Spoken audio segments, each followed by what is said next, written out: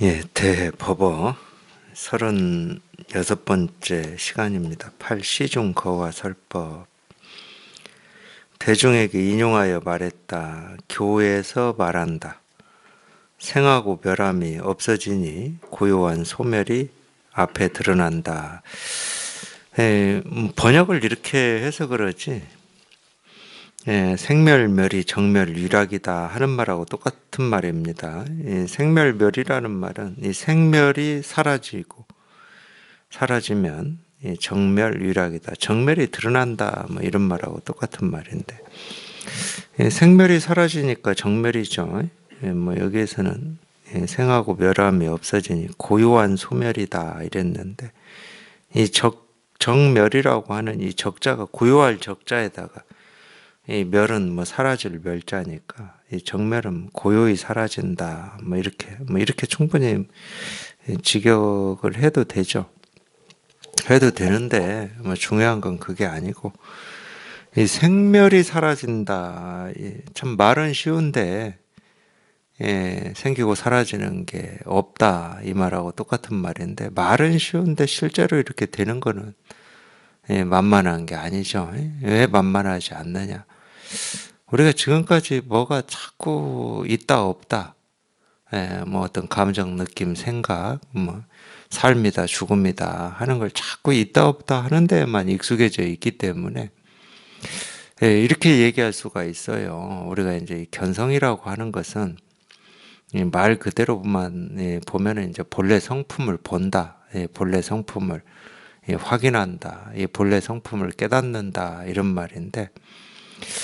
우리가 이제 이 분별망상 속에서만 살다가 이제 이 발심을 해서 이 공부의 뜻을 내서 공부를 하시다 보면은 물론 이제 그것도 공부하면 다 견성할 수 있다 이렇게 얘기할 수는 없어요. 현실을 보면 그렇습니다. 왜 그렇게 그럴 수 없다고 제가 얘기를 하냐면은 발심이야 어떤 인연이나 계기가 돼서 누구나 하죠. 아무나 다 하지는 않지만 그 발심이라고 하는 게 꼭 어떤 이 불교이거나 뭐 기독교이거나 뭐 카톨릭이거나 어떤 이 종교의 어떤 형식이나 이 내용하고는 상관이 없잖아요. 이 발심이라고 하는 거는 좀 어떤 이 번뇌 없는 삶을 살고 싶다 또는 이 행복하고 자유로운 삶을 살고 싶다. 아픔이나 고통이나 이런 게 좀 없었으면 좋겠다. 그래서 이제 그런 어떤 느낌이나 그런 생각을 가지고 자기가 꼭 공부를 해서 한번 이루어보고 싶다. 왜냐하면 공부를 해서 그걸 이룬 분들이 있으니까. 그 2500년 전 뭐 석가모니 부처님이고 2000년 전에 뭐 예수님이고 이런 분들이 있으니까 이런 분들도 똑같이 나하고 똑같이 이 사람 엄마 뱃속에서 태어나서 사람의 모습으로 사신 분들이고 똑같습니다. 밥 먹고 뭐 잠자고 뭐 목마르면 물 마셔야 되고 똑같은 사람이었어요. 근데 뭐가 달랐냐? 이분들은 그런 뜻이 있었다는 거예요. 그 뜻이 있었기 때문에 석가모니 부처님, 이 고타마 시타르타라고 하는 이분도 약속된 미래가 있었어요. 왜냐하면 아버지가 왕이었기 때문에 자기는 왕자였거든. 태어나기를 그렇게 태어났어요. 그래서 아버지의 왕위를 물려받아서 이 백성과 나라를 다스릴 이 약속된 미래가 있었다니까. 여기는 뭐까지 약속이 되어 있냐면 먹고 자고 뭐 사는 데는 아무런 지장이 없는 약속이 돼 있었어요. 먹고 사는 데는 아무런 지장이 없어. 뭐 직업을 따로 가져야 될 필요도 없고 경제 활동을 해야 될 필요도 없었어요.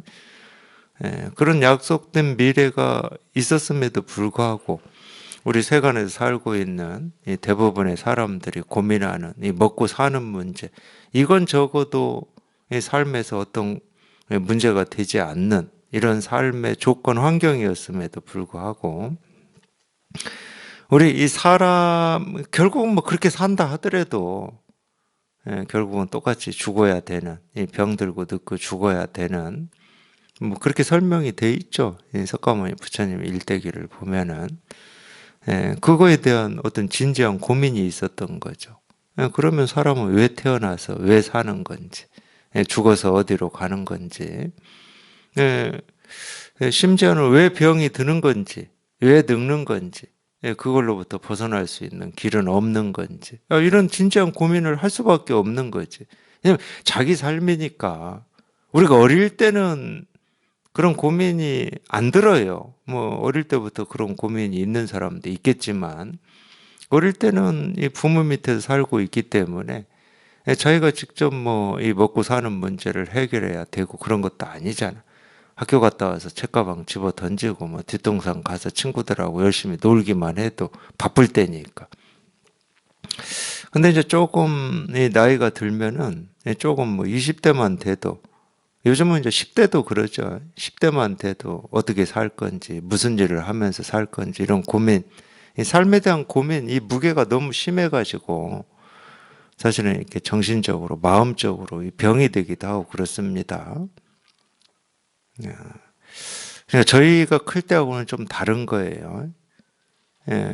제 경험으로 볼 때 그래요. 제가 클 때는 고등학교 때까지도 이 삶에 대해서 진지하게 고민하는 친구들이 그렇게 많지 않았어요, 학교에.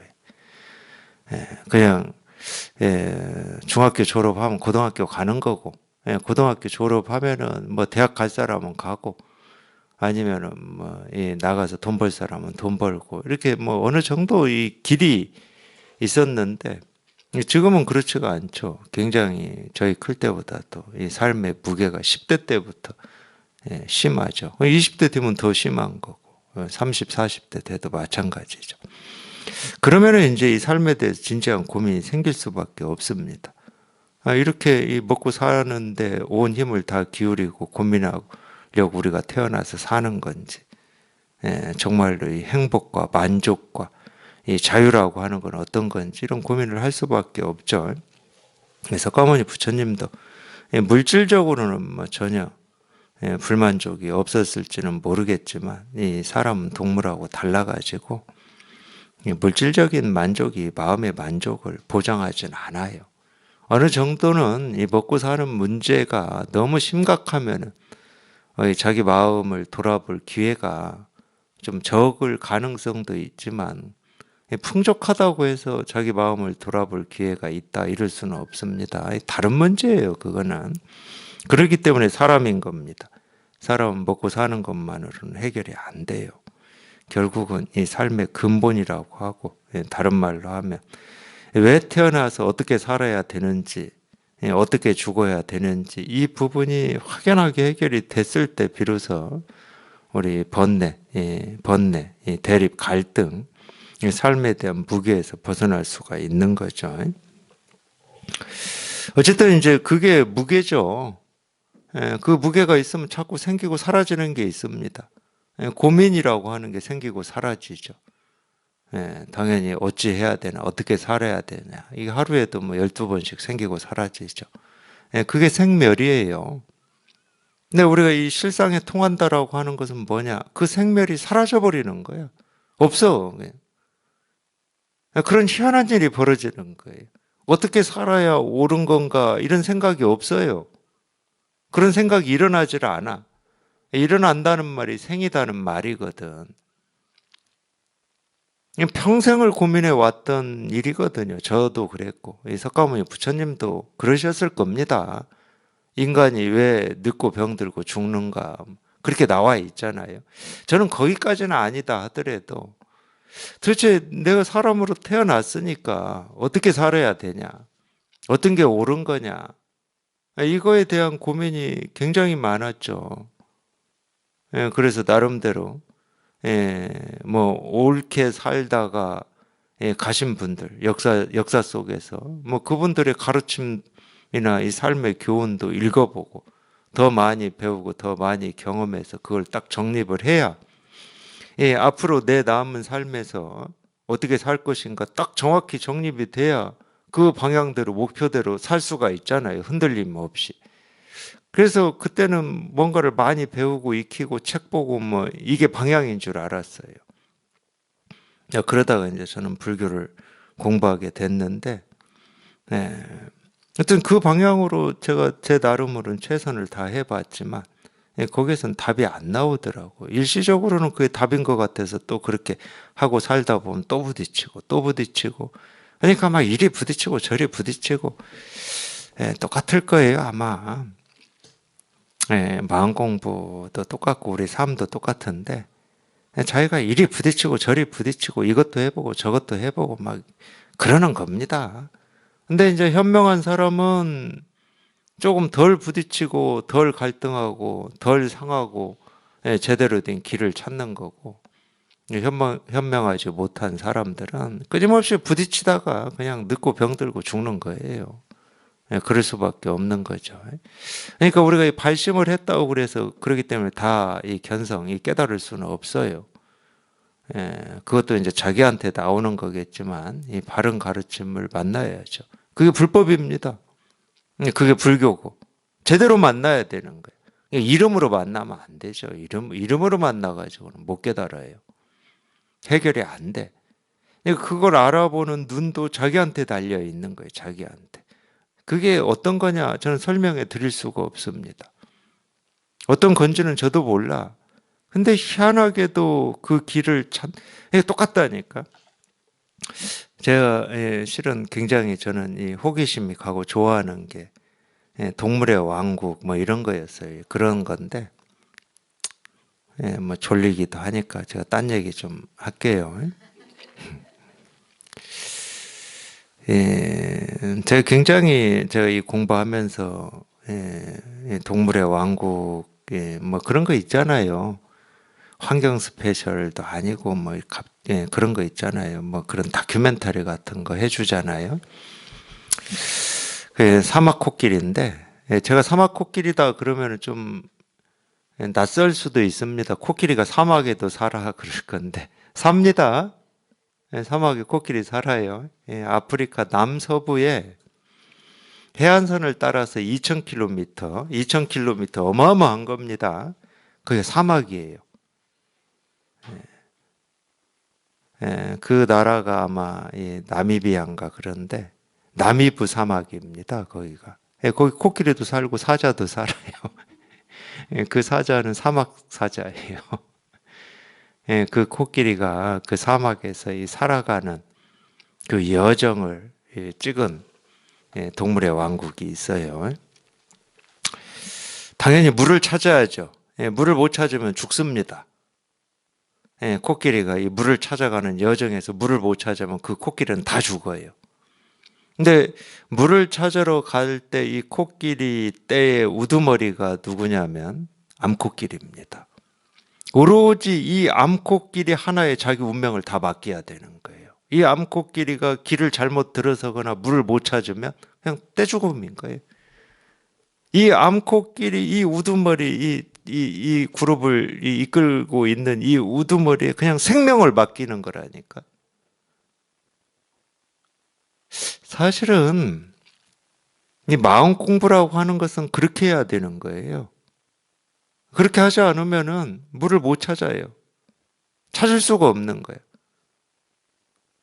근데 거기에서 살아가는 이 코끼리 이야기를 다루는 건데, 저 그거 보면서도, 그러니까 뭐 하여튼 뭐 뭘 보든지 뭘 듣든지 뭘 느끼든지, 저는 다 공부로만 보이니까, 뭐, 제가 할 말은 없어요.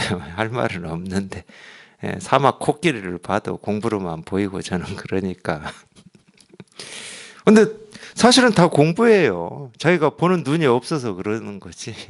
이 세상에서 일어나는 모든 일은 법 아닌 게 없고 부처 아닌 게 없고 깨달음 아닌 게 없고 코끼리가 물 찾아 가는 것도 다 똑같은 일이에요. 다 일이야.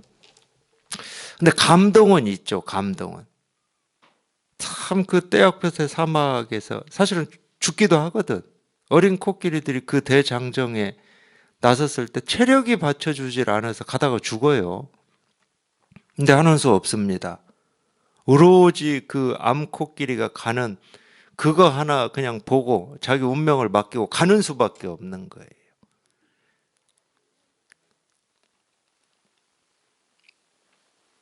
이게 제가 무슨 얘기를 하고 싶어서 이러는 거냐.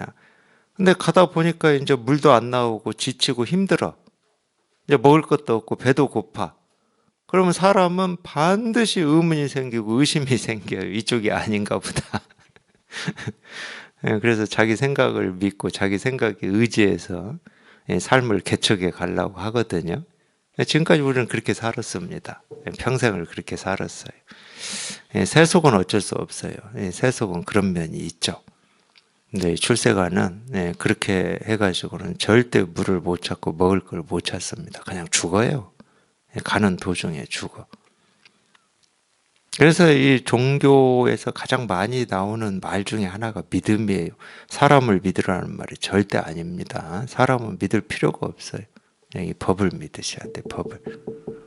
이 법을 믿으셔야 돼. 사람이라고 하는 것은 이 몸뚱아리가 사람이고 이 모습이 사람인 거지. 사실은 이 몸뚱아리나 이 사람이라고 하는 것은 사람이 아니에요. 전부 그냥 일이지. 그냥 이거예요, 이거. 그냥 이건 거예요, 이건 거. 그럼 생하고 멸함이 뭐냐? 그런 때 자기 생각이 일어나는 거예요. 이쪽이 아닌가 보다. 저쪽인가 보다. 이렇게 일어나는 게 생멸이에요. 밖에 뭐 꽃이 피고, 새싹이 올라오고, 뭐 그게 생기고 사라지는 게 무슨 뭐 큰 번뇌 됩니까? 자기 삶에 무슨 막 장애가 되고 감옥이 됩니까?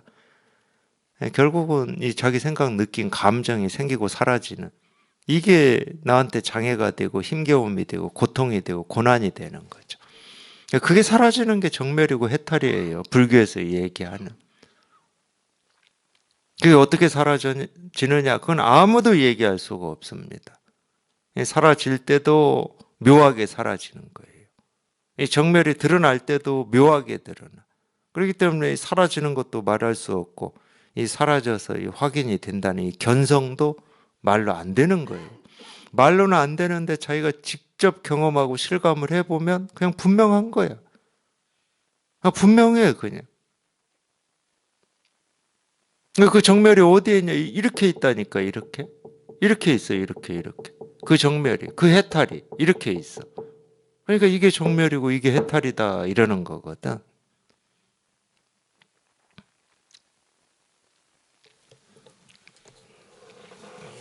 그래서 생하고 멸함이 없어지니 정멸이 앞에 드러난다. 대가 말했다. 이 참된 생은 생할 수 없고 참된 멸은 멸할 수 없다. 뭐 이렇게도 얘기할 수 있죠. 진짜 생겨나는 것은 생겨나는 게 아니거든. 진짜 사라지는 건 사라지는 게 아니에요. 그럼 뭐가 생기고 사라지냐? 모습, 소리, 색깔이 생기고 사라지는 거지. 이게 참 희한한 건데. 우리가 이제 진짜다, 가짜다, 이런 얘기도 이제 어쩔 수 없이 합니다. 왜 어쩔 수 없이 하냐면은, 우리는 이 모습, 소리, 색깔, 자기 눈에 보이고 들리고 경험되고 알고 모르고 어떤 자기 기분, 느낌, 감정을 이 사실이고 진짜다라고 여기고 지금까지 살아왔거든요. 근데 이거를 이렇게 한번 실감하고 이걸 확인하고 이걸 깨닫고 보면 느낌으로 어떤 느낌이 되냐면 내가 지금까지 진짜라고 여겼던 모습, 소리, 색깔은 그냥 허망한 것처럼 느껴져요. 허망해서가 아닙니다. 이건 착각하시면 안 돼요. 그렇게 내가 붙들고 이걸 놓으면 죽을 것 같은 뭐 어떤 것들이 있잖아. 우리 삶에서. 근데 이걸 깨닫고 보면 그렇게 붙들고 이걸 놓으면 죽을 것 같은 이게 그냥 허망하게 느껴진다니까. 그러니까 더 이상 자기 감정, 느낌, 생각을 쫓아서 떴다 가라앉았다. 번뇌, 갈등, 대립 이걸 안 하게 돼. 저절로 안 하게 돼. 안 하게 되는데 왜 안 하는지는 모른다니까. 그냥 안 하게 되는 거지. 그리고 자기가 비로소 이 확인한 이 실상이라고 이 견성이라고 하는 이게 진짜 같은 느낌이 드는 거예요. 이게 진짜여서가 아니야. 그러면 진짜는 뭐냐? 진짜도 없고 가짜도 없는 게 진짜예요. 진짜도 없고 가짜도 없다니까. 내가 눈으로 보고 귀로 듣는 이 모습 소리가 허망하고 가짜냐? 가짜 아닙니다. 그러면 이게 진짜냐? 진짜 아니에요. 그러면 이 법이라고 하는 이 불교에서 그렇게 얘기하고 있는 이 깨달음, 자성, 진여자성, 본성, 도, 실상, 정멸, 해탈, 열반, 이게 진짜냐? 진짜도 아니고 가짜도 아닙니다. 진짜라고 느껴지는 면은 있어요. 왜? 우리가 내 가짜를 진짜라고 착각하고 살았기 때문에 비로소 이게 실감이 되면 아, 이게 진짜구나, 이렇게. 감옥에만 내 살던 사람이 어느 날 갑자기 감옥 문이 열리고 벽이 부서져 버리면 감옥이 없는 데서 이 느끼는 이 공기나 바람이나 이 숨이 진짜처럼 느껴진다니까? 자유처럼. 근데 그 공기나 바람이 감옥이나 감옥 밖이나 뭐가 다르겠습니까? 똑같다니까. 근데 뭔가 이렇게 타의에 의해서 우리가 갇히고 이 삶이라고 하는 이 굴레에 갇혔을 때는 보고 듣고 느끼고 경험하는 게 이게 좀 이상하게 느껴지잖아요. 뭐가 힘들고 고통스럽고 험난하고 뚜벅뚜벅 내가 한 발 한 발 힘겹게 내딛어야 되고 이렇게 느껴지잖아. 근데 그러다가 그냥 우리가 이 실상이라고 하는 여기에 딱 통해버리면 그게 가짜처럼 느껴지니까 거기에 신경이 안 쓰이는 거야. 그렇게 애타던 일이 애가 안 타. 그냥 저절로 그렇게 되는 거예요, 저절로. 그래서 공부를 하는 겁니다. 그래서 공부를 하려면 제대로 해야 되는 거야. 여기 이렇게 딱 통하게. 여기에 통해야 그게 저절로 되는 거야. 어떻게 내가 해서 되는 게 아니야. 힘을 쓰고 노력을 해서 되는 게 아니야.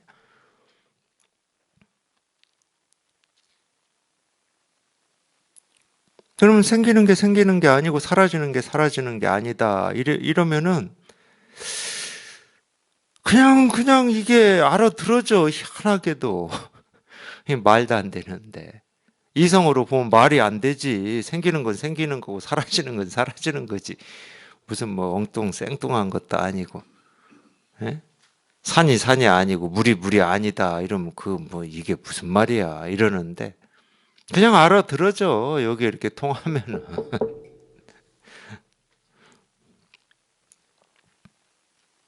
그래서 참된 생은 생할 수 없고 참된 멸은 멸할 수 없다. 예, 이렇게 얘기할 수가 있어요. 이게 진실이라는 말은 아니야. 이렇게 얘기할 수가 있어. 그렇다고 뭐 생기고 사라지는 일이 없는 거냐? 있죠? 다 있습니다. 분명히 모습은 생기고 사라지고 소리도 생기고 사라지고 내 생각, 느낀 감정도 생기고 사라지는데 생각, 느낀 감정은 끊임없이 생기고 사라지는 겁니다. 그게 없어지는 게 아니에요. 분명히 이런 게 똑같이 생기고 사라지는데 희한하게도 아무 일이 없어. 아무 일이. 이 아무 일이 왜 없는지 자기는 몰라. 근데 희한하게 아무 일이 없어. 그거를 이제 정멸이라고 그래요. 여기에서는 고요한 소멸이다 이렇게 번역을 하고 해석을 했습니다. 예, 고요한 소멸이 문득 앞에 드러나니 두꺼비가 달을 삼켜버렸네. 예, 이 정멸이 눈앞에 드러났다. 지금 이 말인데, 이 정멸이 눈앞에 드러났다는 말은 우리 분별 망상이 사라졌다는 말입니다. 예, 번뇌가 사라졌다는 말이고, 예, 번뇌가 왜 사라졌는지는 모른다니까. 영원히 몰라요. 번뇌가 없으면 되는 거지. 왜 사라졌는지를 왜 또 생각을 해야 됩니까? 이 말도 사실 알아듣기 힘들 겁니다. 우리는 항상 뭐가 생기고 사라지면 왜, 어떻게, 그거를 붙이는데 선수들이 돼버렸거든. 그러니까 정멸이 눈앞에 드러났으면 정멸이 뭔지를 알아야 되고 어떻게 드러났는지도 알아야 되고 번뇌가 소멸이 됐으면 왜 소멸됐는지도 알아야 되는 것처럼 착각을 하고 있고 거기에 매여 있어요. 왜 어떻게 매여 있어? 왜 어떻게 때문에 사는 것처럼. 그러니까 우리 질문도 똑같잖아요. 우리는 왜 태어났습니까? 이렇게 질문해요. 아, 태어나는 게 무슨 왜가 있어. 근데 이 말이 이해가 안 될 거라니까. 아, 그럼 왜가 없으면 나는 어떻게 살아야 됩니까? 그 의문이 또 생길 거라니까. 살긴 뭘 어떻게 살아. 어떻게가 있으면 병이지. 근데 이게 안 떨어져, 희한하게. 왜 어떻게 뭘 알아야 될 것 같은 그 강박관념. 그러니까 그 알매 감옥에 딱 갇혀서 사는 거야.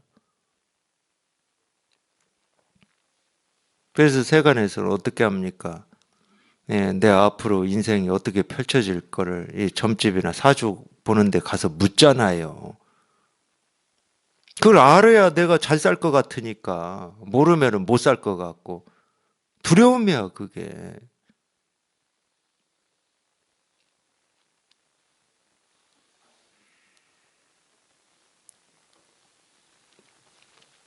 그게 병이에요. 왜 어떻게가 병이야? 왜 어떻게 할 필요가 없다니까?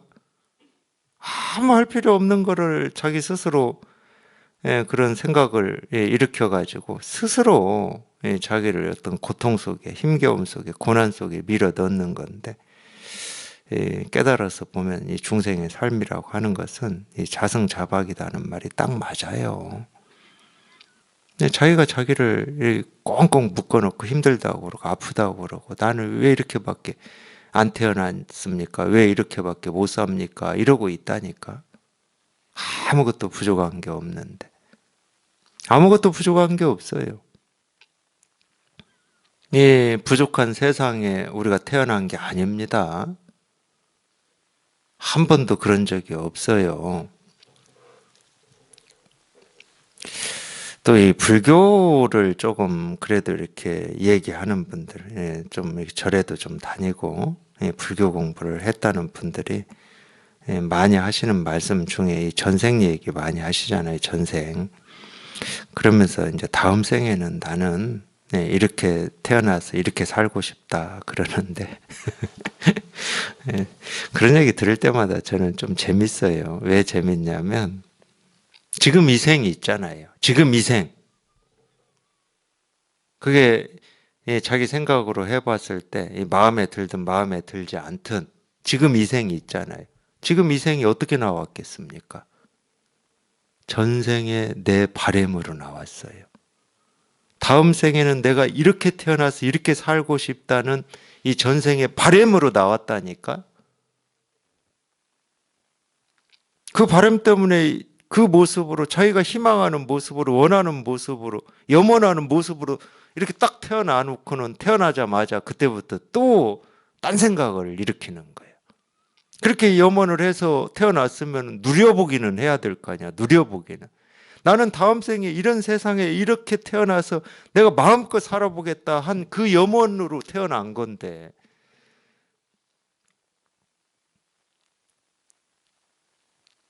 그러니까 이 생에서 자기가 바라는 다음 생의 모습이 뭐냐면은 전생의 나예요, 실은. 전생에 내 모습이 그래가지고 다음 생에는 이렇게 태어나자고 했던 거야.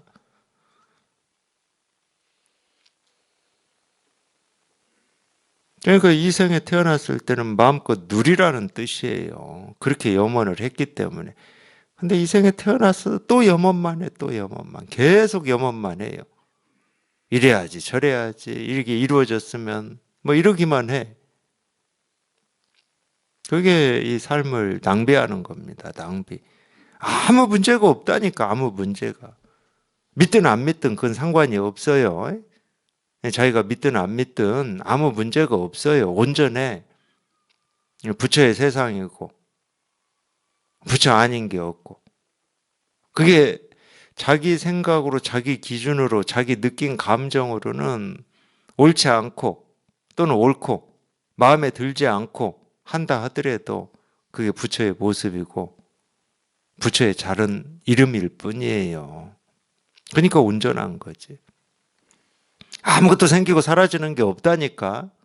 오로지 그냥 이 부처라고 하는 이 모습 없는 이 부처만이 온갖 모습으로 생기고 사라질 뿐이야. 나무로, 풀로, 컵으로, 시계로, 하늘로, 땅으로, 바람으로, 구름으로, 물로. 이 이름 없는 이 부처, 이 모습 없는 이 부처만이 온갖 모습으로, 소리로, 색깔로 이 세상에 몸을 드러낼 뿐이라니까. 끊어짐 없이. 그러니까 이 세상이 왜 이렇게 끊어짐 없이 생기고 사라지고 해가 뜨고 지고 비가 오고 눈이 오고 계절이 바뀌냐? 불생불멸인 이 부처 때문에 그러는 거예요.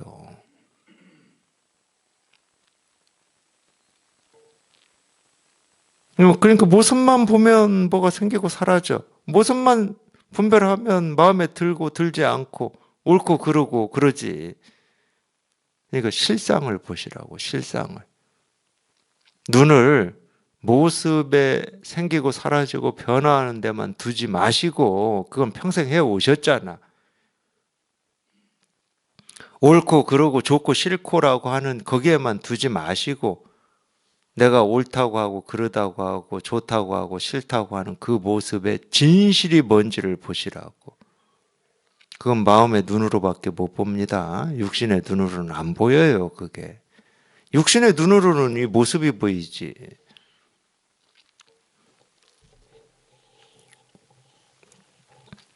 예, 고요한 소멸이 문득 앞에 드러나니 두꺼비가 달을 삼켜버렸네.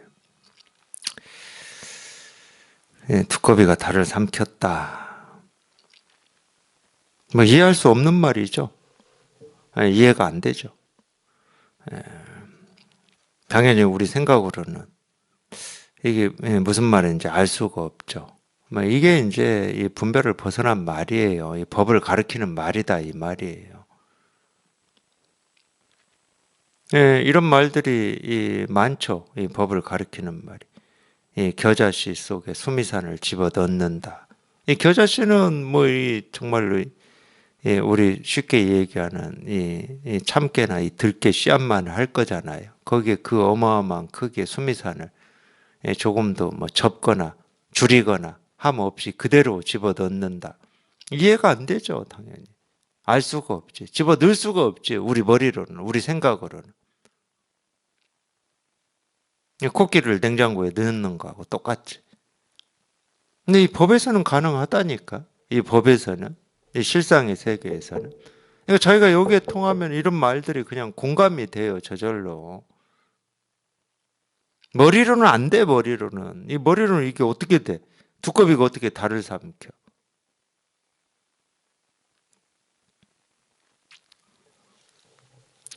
예, 구 시중 거와 설법 대중에게 인용하여 말했다. 승려가 조주에게 물었다. 백골이 모두 흩어져 버리고 한 물건이 오래된 신령을 누르고 있을 때에는 어떻습니까? 조주가 말했다. 오늘도 바람이 일어나는구나.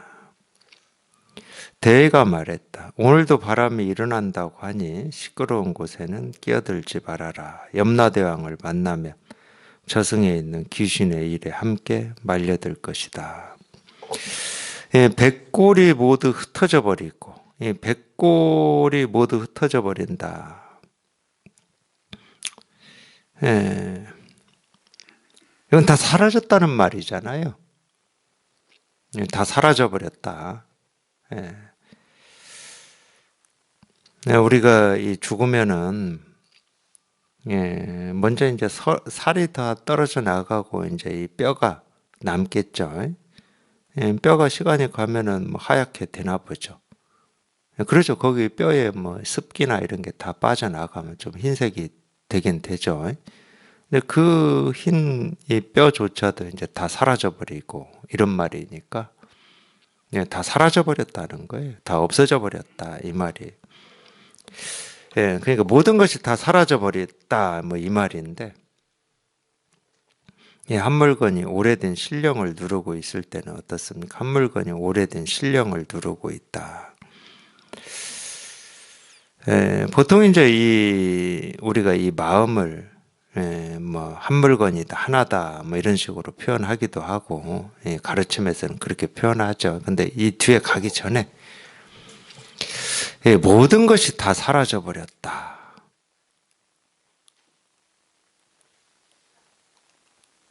모든 것이 다 사라져 버렸다.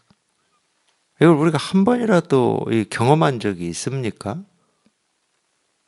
우리가 생각으로는 말로는 모든 것이 다 사라져 버렸다. 이 우주가 다 파괴되어 버렸다. 죽었다. 이렇게 말로는 할 수는 있는데 경험해 본 적이 있습니까? 그런 일이 일어나 본 적이 있습니까? 사실은 그리고 모든 것이 다 사라져 버렸다 이렇게 말하는 순간 모든 것이 다 사라져 버렸다라고 하는 이 한 생각은 있는 거잖아. 안 사라진 겁니다. 사라진 게 아니에요, 실은. 그러니까 조조 스님한테 어떤 스님이 그렇게 묻죠. 예, 아무것도 가지고 오지 않을 때는 어떻습니까? 이렇게 묻죠. 아무것도 가지고 오지 않았을 때 이미 이 아무것도 가지지 않았다라고 하는 알미 있잖아. 이 알미 있는데 어떻게 아무것도 가지지 않을 수 있습니까? 그러니까 모든 것이 다 사라져 버렸다라고 하는 순간 사라진 게 아니에요. 모든 것이 다 사라져 버렸다는 알미 있는 겁니다. 이 얘기는 무슨 얘기냐? 쓸데없는 망상이다 이 말이에요. 이 말 자체가. 뭐 사라졌느니 사라지지 않았느니 이거는 다 그냥 쓸데없는 망상이야.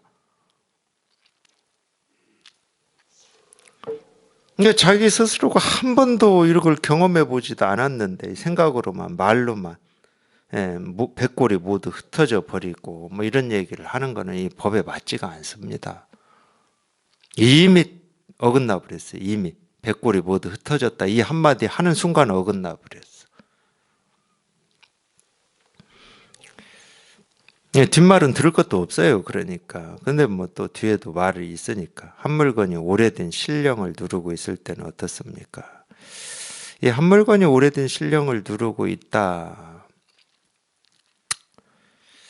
이 한 물건 이렇게 얘기할 때는 이 한 물건이라고 하는 걸 우리가 보통 이제 법으로 봐야 됩니다. 이 오래된 신령. 이거는 신령스러움, 오래된 신령이다. 우리가 이제 보통 이 세간에서 얘기하는 어떤 신령스럽다, 용하다, 뭐 이런 쉽게 말하면 그 외도에서 하고 있는 이런 거를 얘기하고 있는 것 같아요. 이런 거를 한 물건이 오래된 신령을 누르고 있을 때는 어떻냐, 뭐 아마 그런 얘기를 하고 있는 것 같아요. 조조가 말했다. 오늘도 바람이 일어나는구나. 이거 뭐 조조의 입장에서는 뭐 물론 뭐 꼭 이렇게 얘기해야 되는 건 아니지만 조조의 입장에서는 벌써 어긋났다 이 말이에요. 벌써 생각이 생겨버렸다. 바람이 생겨버렸다. 뭐 백골이 모두 흩어져 버리고 하는 순간 이미 어긋나 버렸으니까. 대가 말했다. 오늘도 바람이 일어난다고 하니 시끄러운 곳에는 끼어들지 말아라. 하여튼 우리가 이제 이 공부라고 하는 거는 이런 이 생각이나 이런 분별이 끊어지는 겁니다. 끊어지는 거. 알미 끊어지는 거예요. 도가 뭡니까? 그냥 이거다. 여기서 알미 뚝 부러져야 돼. 생각이 뚝 부러져야 돼. 우리 분별이 뚝 부러져야 돼. 이건 알고 모르고의 일이 아니야. 깨닫고 못 깨닫고의 문제가 아니라니까. 도가 뭡니까? 이겁니다. 그냥 이겁니다. 여기에서 그냥 끝이 나야 되는 거예요. 부처가 뭡니까? 이겁니다. 그냥 여기에서 끝이 나는 거예요. 이거는. 이 일이라고 하는 거는. 말이 필요 없는 거야, 말이. 뭐가 다 사라졌니, 정멸이니, 해탈이니, 쓸데없는 말이고.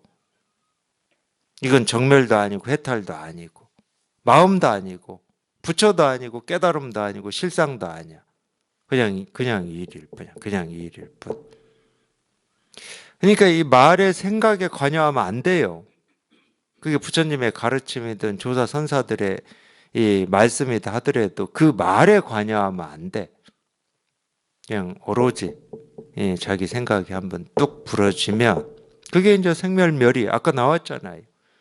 생기는 것도 없고 사라지는 것도 없을 때 이 정멸이 눈앞에 드러난다 이 말이 나왔잖아요.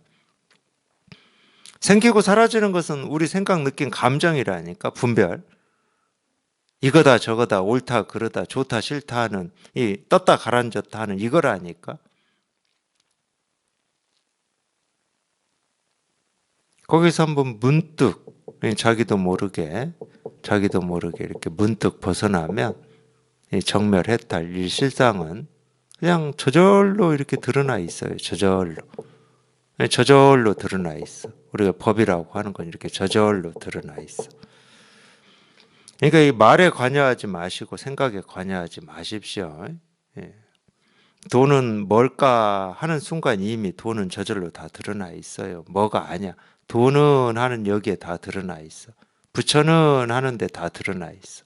중생은 하는데 다 드러나 있어요.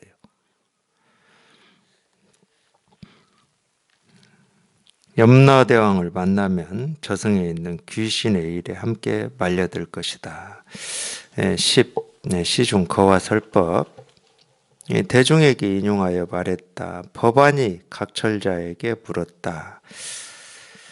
이게 여기에 나오네요.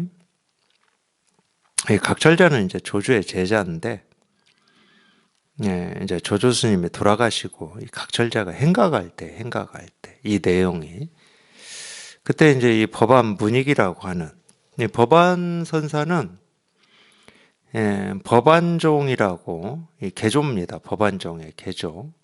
우리가 이제 당나라 때 이 선의 이 오가 7종을 얘기하는데 오가는 5집안을 얘기해요. 이 한 집안에서 육조라고 하는 이 스님 이 한 집안에서 이 5집안이 나오거든요. 근데 이건 뭐하고 똑같냐면은 우리가 이 강이 바다로 흘러 드는데 강이 흐르다가 이쪽으로도 가고 저쪽으로도 가고 이 똑같은 강인데 이 가다가 다시 바다에 이렇게 모이는 거잖아요. 그것처럼 우리가 오가다 5집안이다 해서 가르침이 다르고 뭐 이 실상이 다르고 도가 다르다는 말은 아니에요. 근데 어쨌든 이 당나라 때 이 법안종, 조동종, 유양종, 임재종 또 하나 있는데 그건 또 생각나면 얘기해 드릴게요. 이 5종이 있어요. 5종이.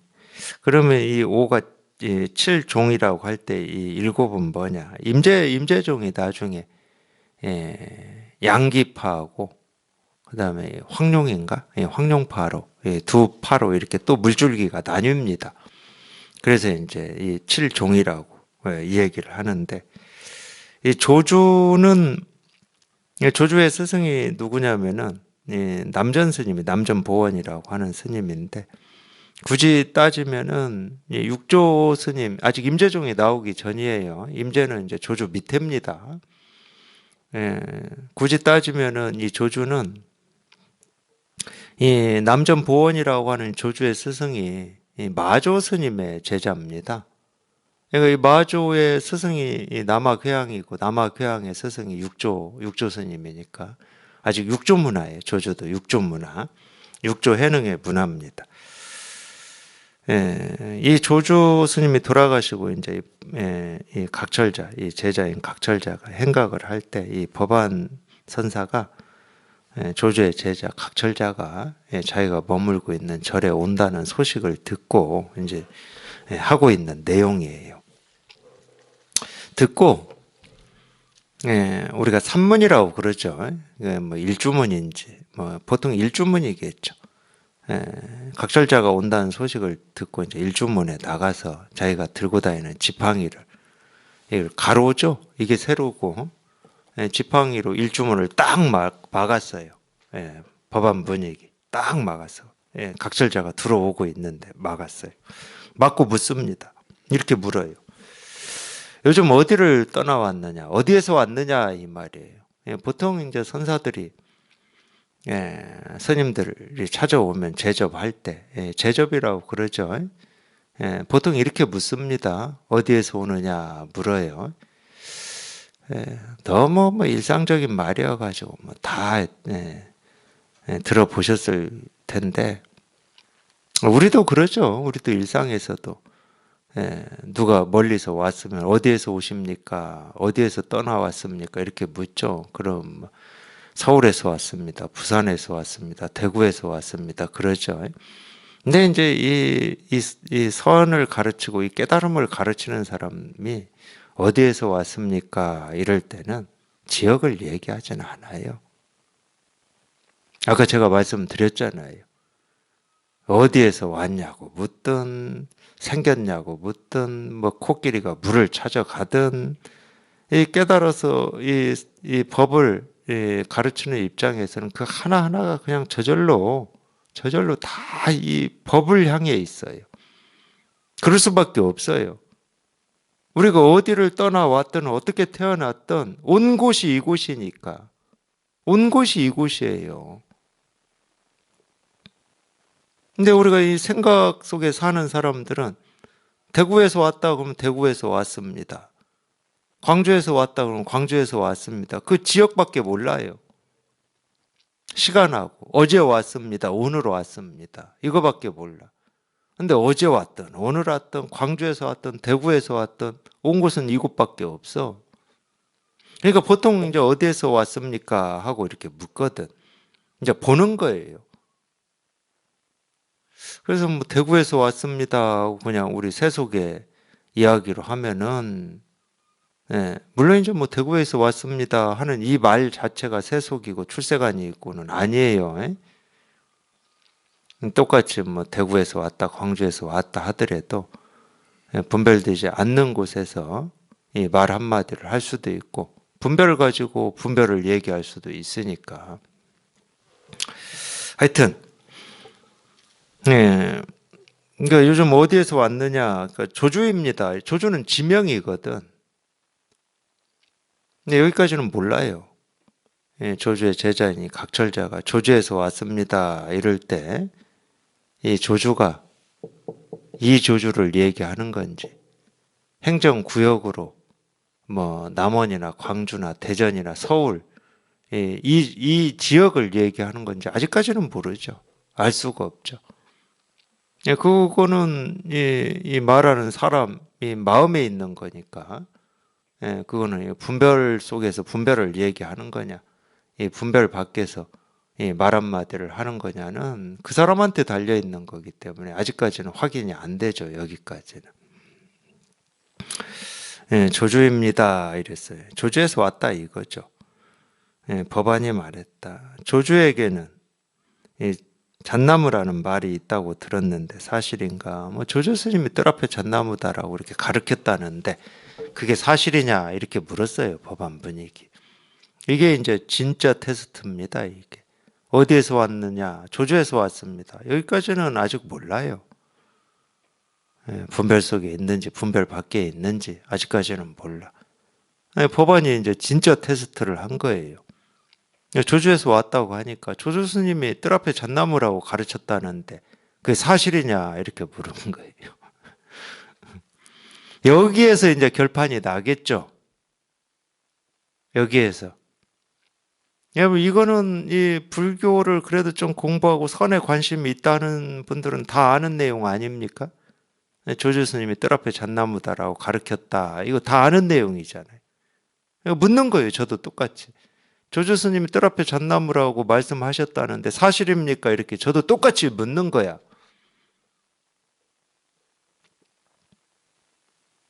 그걸 사실이다 하면은 이제 당연히 분별이죠. 자기 생각 속에 빠져버린 겁니다. 어긋난 거예요. 각철자가 뭐라고 답을 했을까요? 각철자가 말했다. 마침 넘겨야 나오네요. 답이. 그런 말을 하신 적이 없습니다. 그랬어요. 그런 말을 하신 적 없다.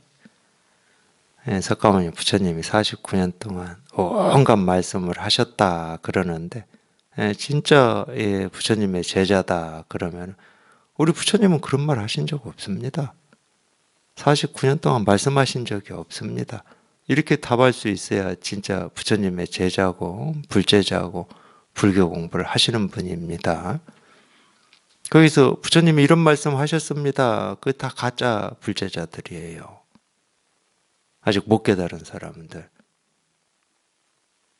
적어도 이런 각철자 정도가 돼야 이 자기 스승인 조주를 비난하지 않게 되는 거예요.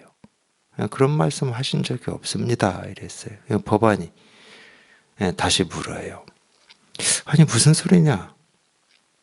예, 조주 스님이 살아 계셨을 때 거기를 갔다 온 스님들이나 또는 이 다른 사람들이 다 무엇이 조사가 서쪽에서 온 뜻입니까? 하고 묻자 조주가 뜰 앞에 잣나무라고 답을 했다던데 무엇 때문에 그런 말 하신 적이 없다고 그러느냐 이렇게 법안이 한 번 더 친절하게 물어줘요. 이렇게 각철자가 말했다. 제 스승님께서는 진실로 그런 말씀을 하신 적이 없습니다. 스님께서는 제 스승님을 비방하지 마십시오. 이 말 듣고 법안 분위기 더 이상 얘기 안 했어요. 지팡이 딱 내렸습니다. 이걸 선이라고 여기지도 마시고 이게 진짜 가르침이고 이게 진짜 불법입니다. 공부는 이렇게 하시면 돼요. 이렇게 이 각철자처럼 이렇게 하시면 돼. 이게 이 자기 스승인 조주 스님을 최고로 존중하는 거고 조주 스님의 가르침을 최고로 이은 겁니다. 가르침을 헛되이 하지 않은 거예요. 저희 스승님께서는 진실로 그런 말, 그 말 한 적이 없거든. 조주는 진짜로 뜰 앞에 잣나무를 얘기한 적이 없다니까. 조주는 이거를 얘기한 거지. 이거를 가르친 거지. 이 말 없는 이거를, 생각할 수 없는 이거를 가르친 거죠. 이거를 가르친 거지. 이 범부들은 조주의 말을 기억해요. 뜰 앞에 측백나무다, 뜰 앞에 잣나무다, 내려놓아라, 차나 마셔라. 범부들은 조주의 말을 기억해. 그러니까 범부들은 석가모니 부처님이 하셨다는 말을 기억해. 진실한 사람은, 진짜로 공부하는 사람은 석가모니 부처님의 말을 기억하는 게 아니고 그 말씀으로 가르친 이 말 없는 이거를 기억하는 거예요.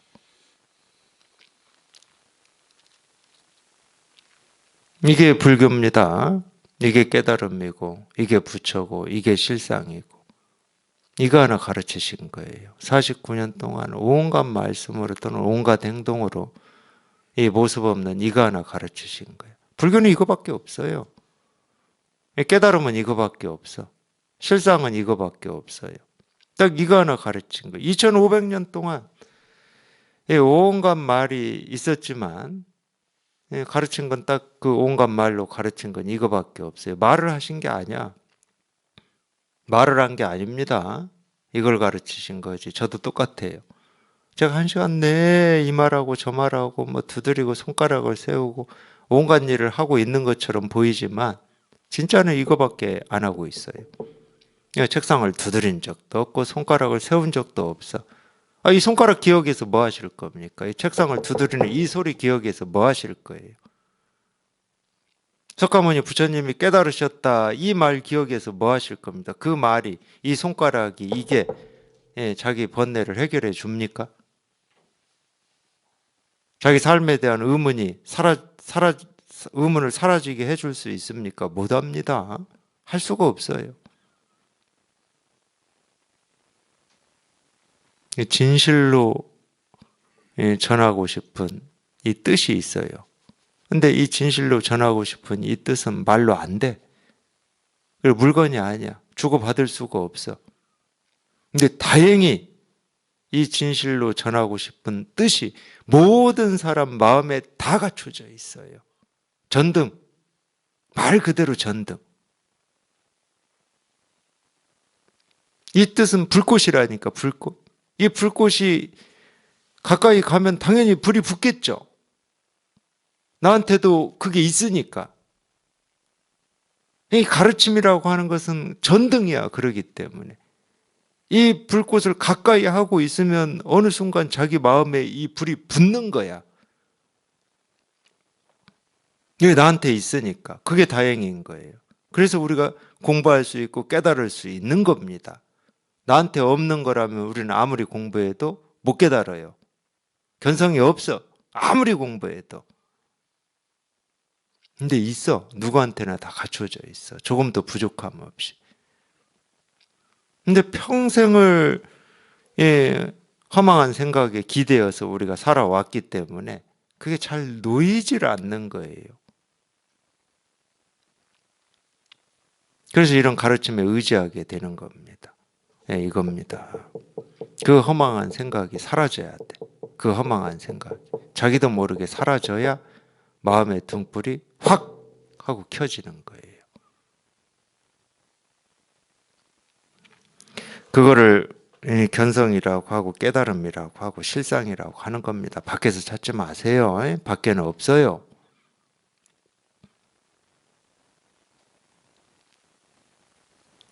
그냥 이런 가르침을 가까이 하고 계시면 돼. 힘쓰지 말고 애쓰지 말고 노력하지 마시고 그냥 가까이만 하고 계시면 돼. 그냥 관심을 가지고 이런 설법에 귀를 기울이고만 있으면 자기도 모르는 사이에 자기의 마음의 등불이 확 켜지는 거예요. 전등입니다. 이 공부는 전등이에요. 이걸 믿기가 힘들죠. 한 번도 마음의 등불이 켜져 본 적이 없기 때문에 믿기가 힘들어요. 믿기가. 대가 말했다. 만약 그런 말이 있었다고 한다면 잘못이 각철자에게 있다. 만약 그런 말이 없었다고 한다면 잘못이 법안에게 있다. 만약 두 쪽이 모두 상관없다고 한다면 잘못이 조주에게 있다. 설사 전혀 이렇지 않더라도 뚫고 벗어날 길이 따로 있다면 손살같이 지옥으로 떨어질 것이다. 결국 어떠한가. 이거는 뭐 이제 이거에 대해서 막 대 나름으로 붙인 말이니까 그냥 뭐 그렇게 신경 써서 볼 필요는 없고 자기 스스로가 조주 스님은 제 스승님께서는 진실로 그런 말씀을 하신 적이 없습니다. 제 스승님을 비방하지 마십시오. 여기에서 그냥 문득 이게 이렇게 한번 실감이 되고 이게 이렇게 분명해지면 그냥 이 대말도 그냥 그런 거예요. 아무 말도 아니야. 자기 스스로가 이게 한번 이게 한번 드러나야 돼 이게. 이거다 하는 이게 한번 이렇게 확 하고 밝아져야 돼 여기. 이게 자기 마음에 이 등불이 딱 켜지는 때입니다. 마음에 등불이 켜져야 된다니까.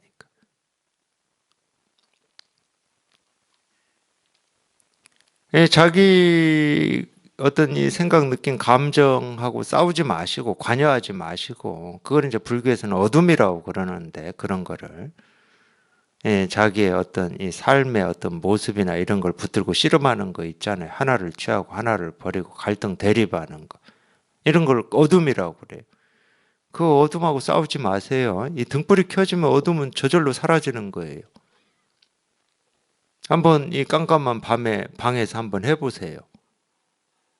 방이 깜깜해. 사물이 분간이 안 돼. 근데 스위치 한번 딱 켜서 불 한번 켜보세요. 그럼 어둠은 저절로 사라지고 없습니다. 어디 갔는지 몰라요. 모든 것이 환하게 보이죠. 그러면. 똑같은 거예요. 자기 생각, 느낌, 감정, 옳고 그르고 괴롭고 힘들고 고통스러운 그거하고 싸우지 마세요. 그냥 문득 이게 밝아지면 그게 그냥 저절로 사라져. 애쓰지 않아도 사라지는 거예요. 그게 법의 효염이라고 그러는 거고 부처님의 가피라고 그러는 겁니다. 부처님의 위신력이라고도 하고 그냥 이거 아니에요.